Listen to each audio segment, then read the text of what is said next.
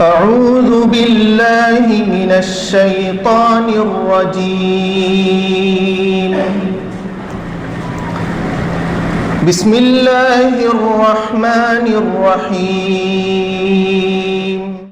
ألم تر إلى الذي حاج إبراهيم في ربه أن آتاه الله الملك إذ قال إبراهيم ربي الذي يحيي ويميت قال أنا أحيي وأميت قال إبراهيم فإن الله يأتي بالشمس من المشرق فأت بها من المغرب فبهت الذي كفر والله لا يهدي القوم الظالمين.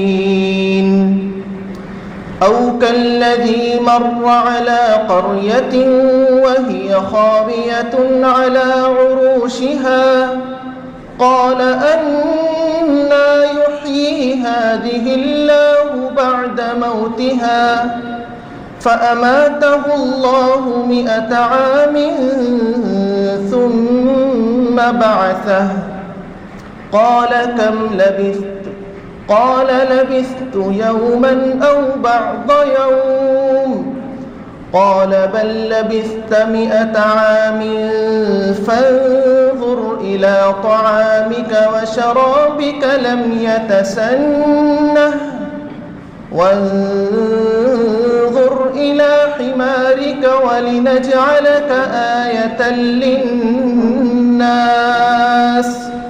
وانظر إلى العظام كيف ننشزها ثم نكسوها لحما فلما تبين له قال أعلم أن الله على كل شيء قدير.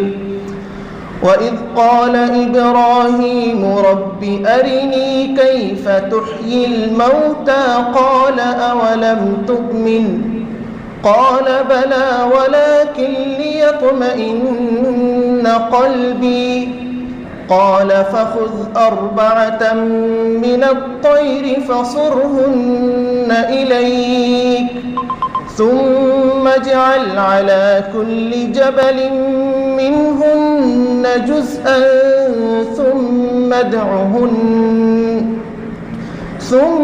ادعهن يأتينك سعيا واعلم أن